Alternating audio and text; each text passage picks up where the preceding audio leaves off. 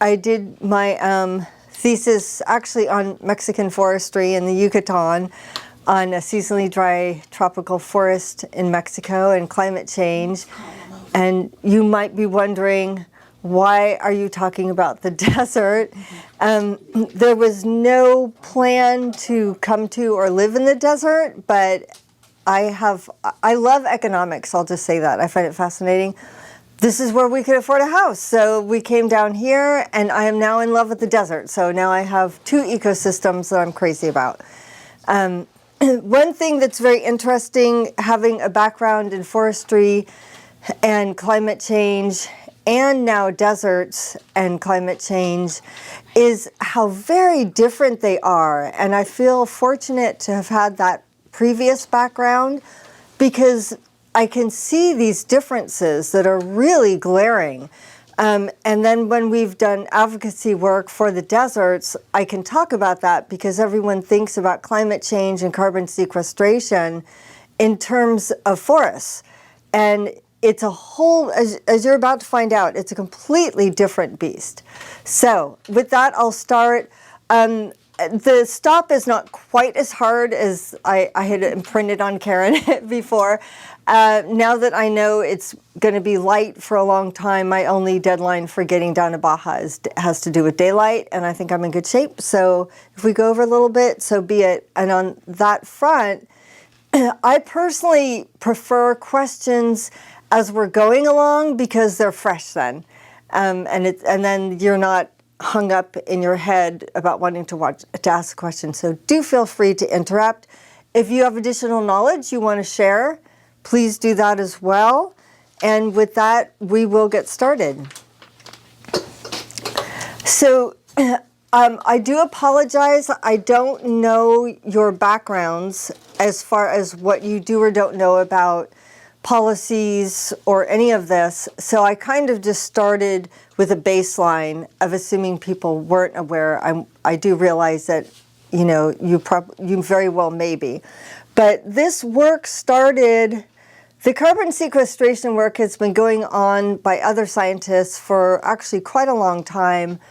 But it got to be prominent in advocacy work within the last few years, mainly because of 30 by 30.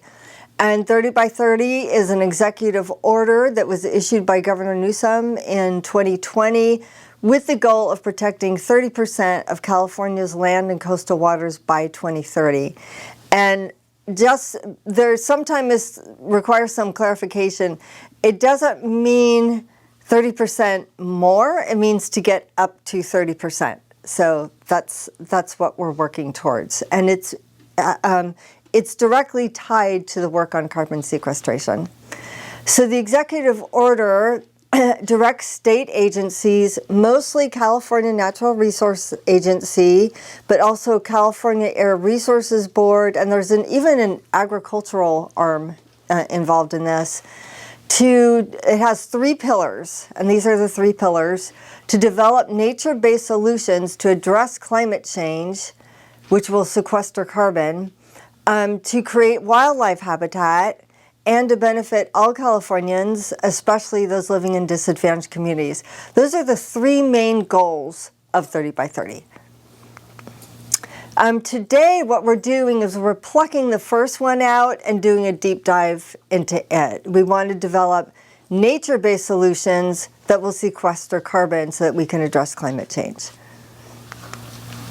So CARB, which is California Air Resources Board, which, as I mentioned, is very heavily involved in the 30 by 30 work, they had a somewhat different goal at the start of this, but their focus now is on achieving carbon neutrality, so that their goal is to balance all kinds of greenhouse gas emissions with carbon sinks by the mid-century.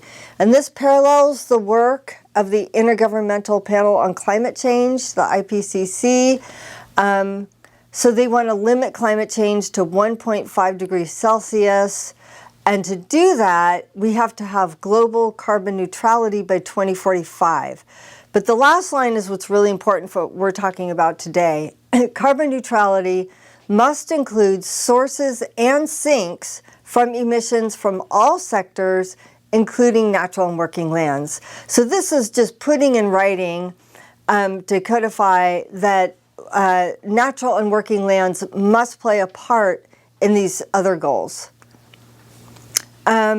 Specifically, AB 1757 was introduced in September of 2022. A little confusing because it's called the California Global Warming Solutions Act of 2006, but actually was signed in September of 2022. And what this does is mandates legislatively that natural and working lands are a part of our solution to address climate change and the role that natural and working lands can play for natural carbon sequestration. You'll notice too in the bold print that it says an ambitious range of targets. So what that's getting at is that a lot of the work has to do with quantification. So it's not just saying, gee, we need to use land and natural working land to sequester carbon, but there is a tremendous effort to quantify it, and not just now, but also into the future. So this is has been somewhat of a sticking point for deserts, because whereas, say for instance, forests are very well quantified in terms of how much carbon they are sequestering, the deserts are incredibly far behind, and that's because there has not been funding for research to get to that point. So that puts us at a bit of a disadvantage, and as we were doing advocacy work on behalf of the deserts related to 30 by 30, we got a lot of feedback saying, but we can't quantify it, and they need to quantify it to meet these targets. So what is a nature-based solution? It is the idea that healthy landscapes can sequester and store carbon and limit future greenhouse gas emissions into the atmosphere and protect people and nature from the impacts of climate change and build resilience to future impacts of climate change. That's what the goal is here. I think a lot of people tend to think that if you have a natural environment, well, of course it's functioning as a carbon sink. That is not always the case. Many times it is functioning as a carbon source. So I'll bet someone in this room can think of an example of when a natural environment is actually emitting more carbon than it's sequestering. Can you, I don't know. What's that? I said salt and sea. Well, how about a wildfire? So when you have a damage to an ecosystem, you are running a risk of it being now a source for global emissions rather than a sink for them. Keep in mind too, it's not just that the forest is burning and emitting carbon, but you've now lost all that wood. So it also at the same time is no longer sequestering carbon until it grows, until the trees get back up to maturity again. So the opposite of that is an unhealthy landscape, which have the opposite effect. They release more greenhouse gases than they store and worsen climate risks to people and nature. They're also more vulnerable to future climate change. So the goal is to create healthy landscapes. And that's our way of maximizing carbon sequestration capacity as part of these goals. So this, I apologize for the smaller writing there, but these are carbon sinks and sources. This is set up so that the blue font is showing carbon sinks. The red is showing sources. You can see how different parts of the ecosystem play such an important part in functioning as a carbon sink. The ocean is a huge carbon sink. You see plants, you're probably already aware of that. What a lot of people don't know is that soils also are a huge carbon sink. The Earth's crust, the fossil fuels that are in the ground, and once they come out, they're not, but the ones that remain in the ground function as a sink. Note too, that in the red, you'll see some arrows going down and some going up. And the reason for that is because we use the word flux. So it's not the case that the carbon is at an equilibrium. It's constantly changing. There's carbon being sequestered, there's carbon being released at the same time. So what you're really shooting for is a balance. So this is really interesting. The California Natural Resources Agency, in their work with natural and working lands, designated these ecosystems in their work. So take a look at that. And I don't know about you, but there's one ecosystem that I'm just not seeing there. What might that be? Our deserts. Our deserts are missing here. What they did is they lumped us in with sparsely vegetated lands. So we are in the same category as rocks and ice and beaches.